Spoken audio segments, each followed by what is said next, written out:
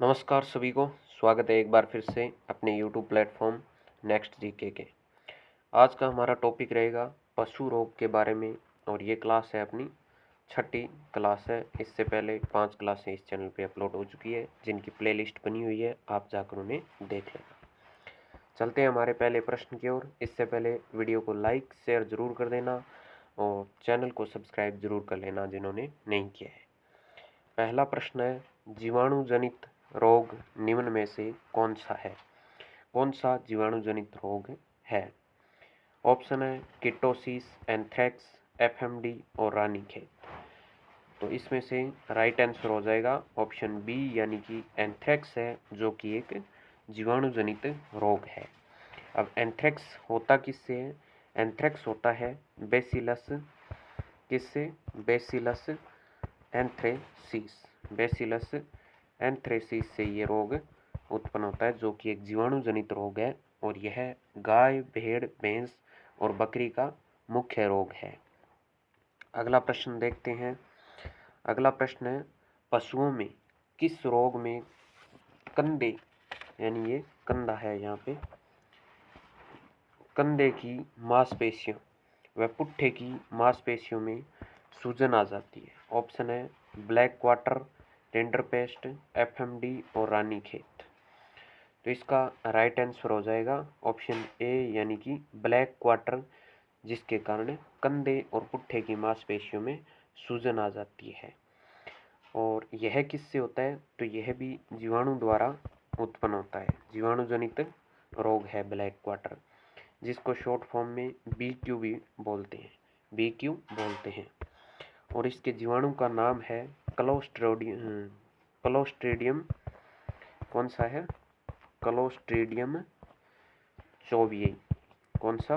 Clostridium चौबियई के द्वारा यह रोग उत्पन्न होता है। और इसके अन्य नामों की बात करें तो इसे चुरचुरिया रोग भी कहते हैं। चुरचुरिया और जहरवाद, फड़ सूजन आदि नामों से इसको बोला जाता है, जिसके कारण पूरे शरीर में जहर फैल जाता है। इस कारण इस रोग को जहरवाद भी बोला जाता है। अगला प्रश्न है, भेड़ों में कौन सा रोग उत्पन्न होने पर ऊन छोटे छोटे रेशों में बदल जाती है? ऑप्शन है रिंडरपेस्ट, थनैला, गलघोटू और एंथ्रेक्स। तो इसका राइट आंसर है एंथ्रेक्स। एंथ्रेक्स के कारण ये जो है वो ऊन है वो छोटे छोटे रेशों में बदल जाती है। इसको वूल शॉर्टर डिजीज़ भी बोला जाता है। कौन सा? वूल शॉर्टर डिजीज़ भी इसको बोला जाता है। अगला प्रश्न है, जीवाणु जनित रोग है। ऑप्शन है लंगड़ी बुखार, रिंडरपेस्ट, एफएमडी और रेबीज। तो ऐसा कौन सा है जो कि एक जीवाणु जनित रोग है? तो इसका राइट आंसर हो जाएगा ऑप्शन ए यानी कि लंगड़ी बुखार। लंगड़ी बुखार है जो कि एक जीवाणु जनित रोग जिसको बोला जाता है। अगला प्रश्न है, निम्न में से जीवाणु जनित रोग है, यानी ऐसा कौन सा है जो जीवाणु जनित रोग है? मिल्क फीवर, किटोसिस, रिंडरपेस्ट और फड़किया। यानी कि इनमें से कौन सा ऐसा रोग है जो कि एक जीवाणु के द्वारा फैलता है? इसका राइट आंसर है फड़किया। फड़किया जो कि एक जीवाणु जनित रोग है। इसको टॉक्सीमिया भी बोलते हैं। कौन सा? एंटेरोटॉक्सीमिया। एंटेरोटॉक्सीमिया भी इसको बोला जाता है। और यह किससे होता है? तो यह क्लोस्ट्रीडियम परफ्रीजेंस जीवाणु द्वारा फैलता है। फड़किया रोग है जो कि भेड़ बकरी में खतरनाक तरीके से फैलता है। भेड़ों और बकरियों का यह मुख्य रोग है और इसके 5 स्ट्रेन भी होते हैं। अगला प्रश्न है, वूल शॉर्टर डिजीज किसे कहते हैं? वूल शॉर्टर डिजीज किसे कहते हैं? ऑप्शन है रिंडरपेस्ट, गलघोटू और रेबीज और एंथ्रेक्स। तो इसका राइट आंसर है एंथ्रेक्स, जो कि बेसिलस एंथ्रेसिस के द्वारा होता है और यह वूल शॉर्टर डिजीज के नाम से भी इसको जाना जाता है। अगला प्रश्न है, दूषित जल व खराब चारे से फैलने वाला रोग है। ऑप्शन है रिंडरपेस्ट, लंगड़ा बुखार, थनैला और ये सभी, जो कि खराब चारे की वजह से यानी कि पशुओं में फैलता है। तो इसका राइट आंसर हो जाएगा लंगड़ा बुखार, जो कि ब्लैक क्वार्टर भी जिसको बोला जाता है, जो कि दूषित चारे और खराब जल या इसकी वजह से होता है।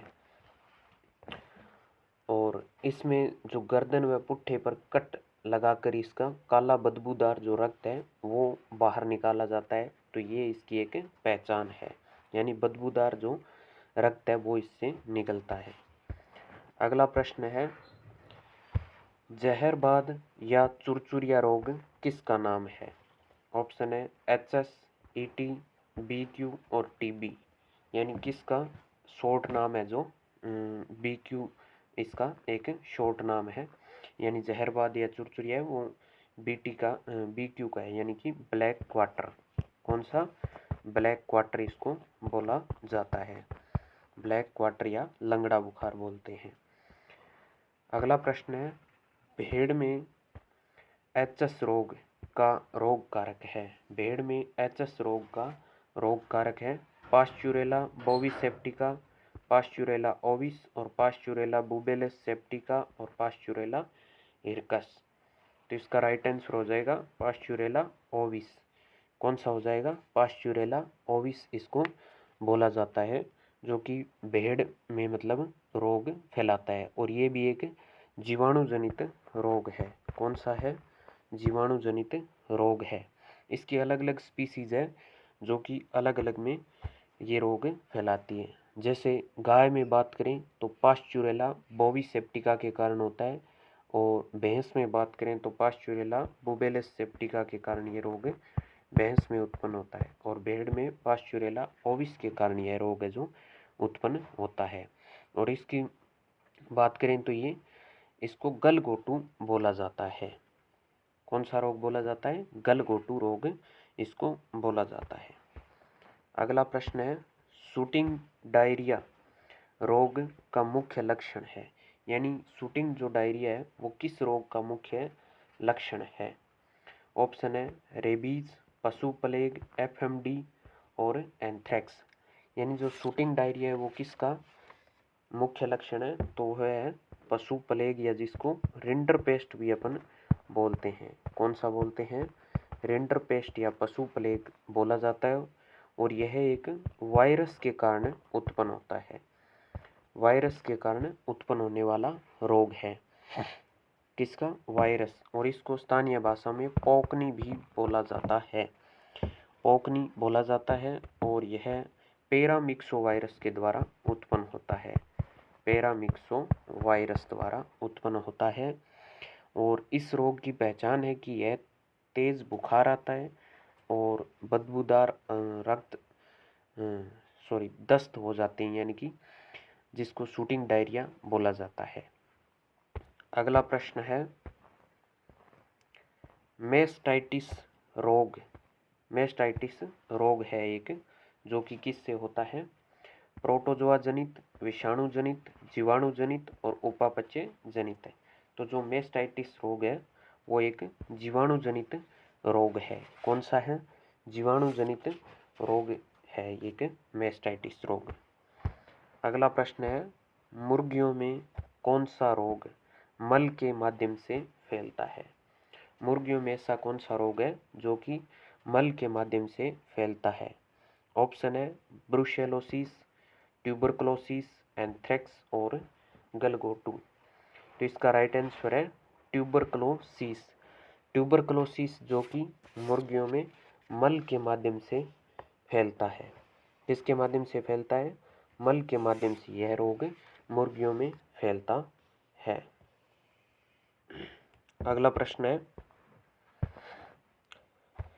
सरा रोग का मुख्य उपचार है। यानी सरा रोग जो कि किस में होता है?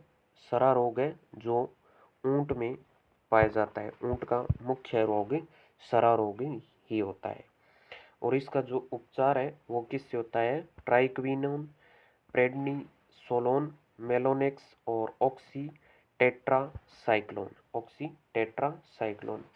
तो इसका उपचार है वो ट्राइक्विनोन के द्वारा हम कर सकते हैं। और यह जो रोग है यह एक प्रोटोजोआ रोग है, प्रोटोजोआ जनित रोग है। किससे होता है? प्रोटोजोआ से यह रोग होता है, जिसमें ऊंट के मतलब सड़ कर इससे ऊंट की मृत्यु हो जाती है, इसलिए इसे सरा रोग कहते हैं।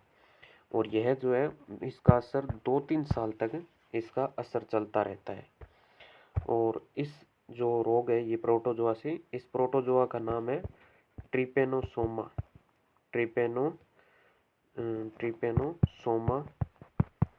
इवेंसाई।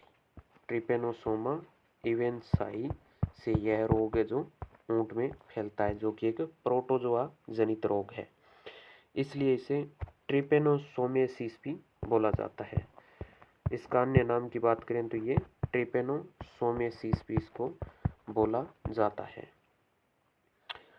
अगला प्रश्न है, फाउल पॉक्स किस प्रकार का रोग है? फाउल पॉक्स जो रोग है वो किस प्रकार का रोग है? तो प्रोटोजोआ जनित, विषाणु जनित, जीवाणु जनित और उपापचयी जनित। यानी जो फाउल पॉक्स है वो किस प्रकार का रोग है? तो यह एक विषाणु जनित रोग है और इसको चेचक भी बोला जाता है। कौन सा? चेचक भी इसको बोला जाता है, जो कि एक विषाणु के द्वारा होता है। और इस विषाणु का नाम है बोरीलिएटो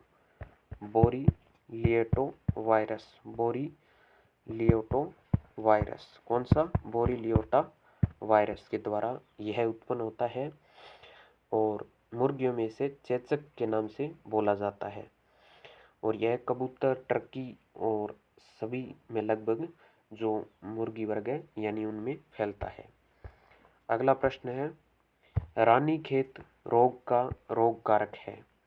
लाइसा वायरस, अर्पीज वायरस, पैरामिक्सो वायरस। यानी जो रानीखेत रोग है उसका रोग कारक कौन सा है? तो उसका है पैरामिक्सो वायरस।